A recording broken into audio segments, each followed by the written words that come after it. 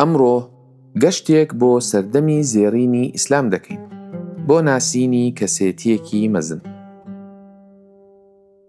تێڕوانینەکانی ئەم کەسە لەسەر پەروەردە، ڕۆحانیەت و سروشتی زانین خۆی بە درێژایی سەدەکانی ڕابردوو لە جیهاندا دەنگیان داوەتەوە و تا ئێستەیش بەردەوامن.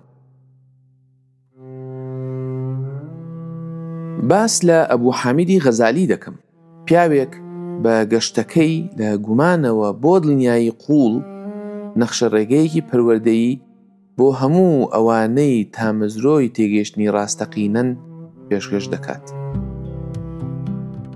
لەگەڵم بمێننەوە، چونکە حیکمەتە ڕەگدا کوتاوەکەی غەزالی ڕەنگە کلیلی گۆڕینی پەروەردە و شێوازی فێربوون و ژیانی ئەمڕۆمان بێت. سەڵاوتان لێبێت، کاتێکی پڕ ئاسوودەییتان بۆ دەخوازم. لەم زنجیرە دەنگیەدا هەر ئەڵقە و باسێکی کورتی کەسایەتێکی پەروەردەیی دەکەم. ناسینی ئەم کەسایەتێ پەروەردەییانە و ناسینەوەی بیر و بنەما پەروەردەییەکانیان دەکرێت خەزێنەی زانین و ئەزموونی پەروەردەییمان دەوڵەمەندتر بکەن. بەو هیوایی کاتێکی چێژبەخش و ئەزموونێکی مانادار لەگەڵ ئەم زنجیرەیەدا بەسەر ببن. چیرۆکی ئیمامی غەزالی لە تووسەوە لە ساڵی 1058 زاینیەوە دەست پێ دەکات. سەردەمی لەدایکبوونی محەممەدی کوڕی محەممەدی غەزالی سەردەمێک بوو پڕ لە هەوێنی هزری، هاوکات پڕ بوو لە گێژاوی سیاسی و فلسەفی لە جیهانی ئیسلامیدا. غەزالی کەسێکی بەهرەمەندی زیرەک بوو، بە خێرایی پلەکانی خوێندنی ئەو دەمەی بڕی و شارەزایی تەواوی لە فقهی ئیسلامی، زانستی کەلام، فەلسەفە و تەسەووفدا بەدەست هێنا. بە پێوەری ئێستا هێشتا هەر لاو بوو کە بوو بە پرۆفیسۆرێکی دیار لە مەدرسەی بەناوبانگی نیزامیە لە بەغدا. هەڵبەت ئەو دەمە بەغدا دڵی فکری خەلافەتی عەباسی بوو. وێنەی زانایەک بێننە بەرچاوی خۆتان لە لووتکەی توانای خۆیدا، ناودار، کاریگەر و لە ڕووی فکریەوە بێکەم و کورتی بوو. کەچی لە ژێر ئەم دەرکەوتنە پرشنگدارەدا غەزالی لەگەڵ قەیرانێکی ڕۆحی قوڵدا دەستەویەخە بوو. گومانی خستە سەر بنەماکانی زانینەکەی خۆی، گومانی لەو دڵنیاییانە هەبوو کە بە تەواوی باوەڕەوە فێری خەڵکی دەکردن. ئەمەیش وای لێ کرد بڕیارێکی چارەنووسساز بدات. دەستی لە کارە ناودارەکەی، سامانەکەی و ژیانی گشتی کێشایەوە. گەشتێکی دەساڵەی دەست پێ کرد کە بردە دیمەشق، قودس و مەککە. لەم ماوەی پڕ لە بیرکردنەوە و گۆشە گیریە ڕۆحانیەدا بوو کە غەزالی زانستە زۆرەکانی خۆی لەگەڵ ئەزموونی عیرفانی قوڵدا یەکخست. لە ئەنجامدا شاکارەکەی ئیحیا عولوم الدین زیندووکردنەوەی زانستە ئایینیەکانی نووسی. ئەم کتێبە گەورەیە و بەگشتی هەموو گەشتە فکریەکەی بناغەی فەلسەفەیەکی پەروەردەیی ناوازە و بەهێزی دانا. ئێستا ژیری و بنەما سەرەکیەکانی پەروەردەی غەزالی لە 3 خاڵی سەرەکیدا باز دەکەم. یەکەم، لێکگرێدانی زانست بۆ گەشەسەندنی گشتگر. باوەڕی تۆکمەی غەزالی وابوو زانست نابێت پارچە پارچە بکرێت. ئەو دژی هەر ڕێبازێکی وابوو کە تەنیا فکری یان عەقڵانی بێت، ڕێبازێک ڕەهەندە ڕۆحانی و ئەخلاقیەکانی فێربوون پشتگوێ بخات. لای غەزالی زانستی ڕاستەقینە تەنیا کۆکردنەوەی زانیاری یان شارەزابوون لە گۆڕەپانی لۆجیکدا نەبوو، بەڵکو گۆڕینی خۆ یا نەفس بوو. ئەو زانستی بەسەر ستایشکرا و سەرزەنشتکراودا دابەش کرد. جەختی لەوە دەکردەوە بە نرخترین زانست دەبێتە هۆی خوداناسی، بەرزترین ئاستی ڕەوشت و ئەخلاق و پەیوەندیەکی قوڵتر لەگەڵ خودادا. ڕاستە ئەمە بە مانای خوێندنی زانستە ئاینیەکان دەهات، بەڵام هاوکات تێگەیشتن لە زانستە دنیاییەکان وەک پزیشکی، بیرکاری و تەنانەت پیشەدەستیەکانیش دەهات، چونکە ئەمانە کاریگەریان لەسەر خۆشگوزەرانی و باش بەڕێوەچوونی کۆمەڵگە هەبوو. کەوایە لای غەزالی ئامانجی زانست گەشەپێدانی کەسێکی هاوسەنگە کە عەقڵ و ڕۆح و کردارەکانی هاوئاهەنگ بن. پەروەردە لە ڕوانگەی ئەوەوە گەشتێکە بەرەو پاکردنەوەی ناخی مرۆڤ و گەیشتن بە کامەڵبوونی ئەخلاقی، نەک تەنیا لێهاتووی فکری. دووەم، فێربوونی ئەزموونی و کردار، نەک تەنیا تێگەیشتن. غەزالی پشتگیری لە بیرۆکەی فێربوونی ئەزموونی و گرنگی کردار دەکرد، نەک تەنیا تێگەیشتنی تیۆری. ئەو زۆر ڕەخنەی لەو زانایانە دەگرت کە زانستیان کۆ دەکردەوە کەچی لە ژیانیاندا جێبەجێیان نەدەکرد. گوتە بە ناوبانگەکەی غەزالی کە دەڵێت زانست بەبێ کردار شێتیە، کرداریش بەبێ زانست مەحاڵە، هاوسەنگکردنی تیۆری و کردار ڕوون دەکاتەوە.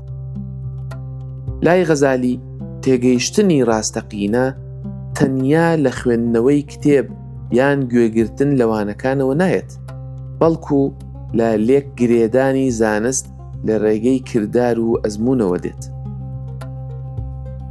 ئەم هەڵوێستەی غەزالی لە جەختکردنەوەی لە تەسەووف بەڕوونی دیارە کە تێیدا تێڕوانینە عیرفانیەکان لە ڕێگەی ڕاهێنانی ڕۆحی و بیرکردنەوەی قوڵ و پاکردنەوەی دڵەوە بەدەست دەهێنرێن، نەک تەنیا لە ڕێگەی لێکۆڵینەوە و وردبوونەوەی عەقلانیەوە. غەزالی باوەڕی وابوو هەندێک ڕاستی تەنیا لە ڕێگەی ئەزموونی ڕاستەوخۆوە دەتوانین تیان بگەین، لە ڕێگەی گۆڕانی ڕۆحەوە، وەک چۆن یەکێک بەچوونە ناو ئاو فێری مەلەوانی دەبێت، نەک تەنیا بە خوێندنی کتێب لەبارەی مەلەوانیەوە. بۆیە ڕۆڵی مامۆستا تەنیا گواستنەوەی زانیاری نییە، بەڵکو ڕێنوێنیکردنی خوێندکارە بەرەو ئەو ئەزموونانەی وەرچەرخان لە ناخدا دێننە گۆڕێ. سێیەم، پەیوەندی مامۆستا و قوتابی لەسەر بنەما ئەخلاقیەکانی پەروەردە دامەزراوە. غەزالی جەختی لە گرنگی پەیوەندی نێوان مامۆستا و قوتابی و بەرپرسیارەتیە ئەخلاقیەکانی پەروەردەکردن و پەروەردەبوون دەکردەوە. ئەو مامۆستای وەک ڕاوێژکارێکی ڕۆحی، وەک ڕێنوێنی کار مرشید دەبینی کە چۆن شارەزاییە فکریەکەی گرنگە، ئاوایش کەسێتی و هەڵسو و کەوتی گرنگن. غەزالی دەیگوت مامۆستا دەبێت خاکی بێت، ڕاستگۆ و ڕاستەڕۆ بێت، سۆزدار بێت و بەڕاستی خۆشنودی خوێنکار بخوازێت. مامۆستا دەبێت لە پێداویستی و تواناکانی هەر خوێنکارێک تێبگات و شێوازەکانی فێرکردنی بەو پێیە بگونجێنێت. خوێنکاریش لە بەرامبەردا دەبێت بە لە خۆبردوویی ڕێزگرتن لە مامۆستا، تینوێتی بۆ ڕاستی و پاککردنەوەی نیەتەکانی ڕوو لە فێربوون بکات. ئەم چوارچێوە ئەخلاقیە بۆ مەبەستی بەدەستهێنانی زانست خۆی فراوانتر دەبێت. زانست دەبێت لە پێناوی خودا و بۆ سوودی مرۆڤایەتی بێت، نەک بۆ دەستکەوتی دنیایی، بۆ ناو و بانگ یان بۆ چەلەحانێ و بەزاندنی ئەموو ئەو.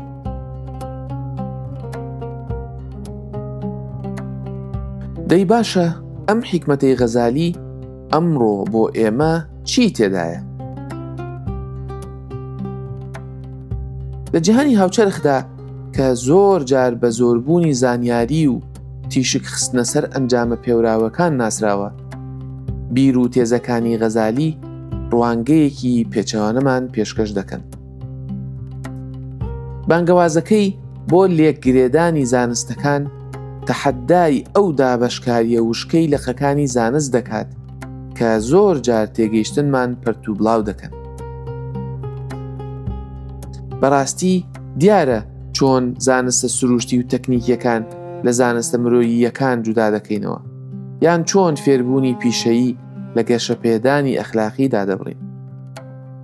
غەزالی داوامان لێ دەکات بابەتەکان پێکەوە ببەستینەوە، وێنەکە بە گەورەیی ببینین و بیری خۆمان بێنینەوە کە ئامانجی کۆتایی پەروەردە تەنیا گەشەپێدانی کەسانی زیرەک نییە، بەڵکو گەشەپێدانی هاووڵاتیانی ژیر و بەسۆز و بەرپرسیارە. سیستەمێکی پەروەردە بهێنە پێشچاو کە گەشەپێدانی کەسێتی و ژیری سۆزداری لە پاڵ دەستکەوتە ئەکادێمیەکاندا لە پێشینەی خواست و ئامانجەکانمان بن. جەختکردنەوەی غەزالی لەسەر فێربوونی ئەزموونی زیاتر لە هەر کاتێکی تر گرنگە. ئێستا کە لە سەردەمی بەکاربردنی زانیاری داین و لە بەرامبەر لێشاوی زانیاریەکاندا دەستەپاچەین، غەزالی بیرمان دەخاتەوە تێگەیشتنی ڕاستەقینە بریتیە لە کردار، لە جێبەجێکردنی زانست لە کارکردن بە هۆشیاریەکی تەواوەوە. جا فێربوون لە ڕێی پرۆژەوە بێت یان دەستخستنی کارامەیی لە شوێنی کاردا، یان لە ڕێی خزمەتکردنی کۆمەڵگەوە، یان تەنانەت لە ڕێی زیکر و قوڵبوونەوەوە بەناخی مرۆڤ خۆیدا بێت. مامەڵەی چالاک لەگەڵ زانستدا زۆر زیاتر مایەی گۆڕانکاریە لەوەی تەنیا زانیاری بۆ تاقیکردنەوە لەبەر بکەین. غەزالی هانمان دەدات بە دوای ئەو ئەزمونانەدا بگەڕێین کە گومان دەخەنە سەر پێشگریمانەکانمان و تێگەیشتنمان قوڵتر دەکەن، نەک لەو ناوچە فکریانەی خۆماندا بمێنینەوە کە تێیاندا ئاسوودەین. لە کۆتاییدا دیدگەی غەزالی بۆ مامۆستا وەک ڕێنوێنی کارێکی ئەخلاقی و ڕۆحی کاریگەریە ناوازەکەی پەروەردەکاران لەسەر خوێندن دێنێتە پێشچاومان، بەوەی مامۆستا تەنیا گەیەنەری زانیاریەکان و بەرنامەی خوێندن نییە. لە چوارچێوەی پەروەردەی ئێستەدا کە زیاتر و زیاتر کەسێتی مرۆڤەکان پەراوێز دەخات، کار و بەرهەمەکانی غەزالی جەخت لەسەر هێزی هەمیشەیی ڕێنوێنیکردن، هاوسۆزی و بەرپرسیارەتیە ئەخلاقیەکانی فێرکردن و فێربوون دەکەنەوە. غەزالی داوا لە مامۆستایان دەکات ببنە نمونەی باڵا، نەک تەنیا بیرکردنەوەی ڕەخنەی گەشە پێ بدەن، بەڵکو بیرکردنەوەی ئەخلاقی و بوونی پەیام و ئەرکی مەبەستداریش لە خوێندکارەکانیاندا بڕوێنن. بەڕاستی میراتی غەزالی یادخستنەوەیەکی بەهێزە کە پەروەردە تەنیا ئاڵوگۆڕی زانیاری نییە، بەڵکو گەشتێکی پلە بەپلەیە بەرەو گۆڕانکاری. پەروەردە بریتیە لە گەشەپێدانی دڵ و هزر، بەستنەوەی زانستە بە کردارەوە و بە لە خۆبوردوویی و ڕازگۆییەوە گەڕانە بە دوای ڕاستیدا. ژیانی ئەو بەڵگەیەکە بۆ گەڕان بە دوای تێگەشتنی ڕاستەقینەدا، تەنانەت کاتێک دەبێتە هۆی ئاڵۆزکاندنی دڵنیایی و ئاسوودەیی فکری. ئەوەی ئەمڕۆ بۆ ئێمە گرنگە ئەوەیە با دووبارە بیر لە شێوازی فێربوونی خۆمان بکەینەوە. ئایا تەنیا زانیاری کۆ دەکەینەوە یان بەڕاستی زانست لە ژیانماندا جێبەجێ دەکەین؟ ئایا بە دوای ئەو ئەزمونانەدا دەگەڕێین کە تێگەیشتنمان قوڵتر دەکەن یان بە زانیاری سەرپێیی رازین؟ وەک پەروەردەکار، دایک و باوک یان فێرخوازی هەمیشەیی، ئایا هەوڵ دەدەین نەک تەنیا زیرەک و زانیار بەڵکو بەڕاستی ژیر و دانیاریش بین؟ گەشتەکەی غەزالی نەخشەڕێگەیەکی بێکۆتایی پێشکەشی هەموو ئەوانە دەکات کە هێندە ئازان دەیانەوێت بەڕاستی دەست بەو گەشتە مەزنە بکەن.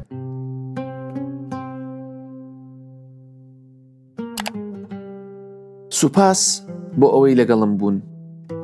تا ناسینی بیرمەندێکی مەزنی دیکە، بەردەوام بن لە گەڕان، بەردەوام بن لە فێربوون، بەردەوام بن لە گەشەکردن.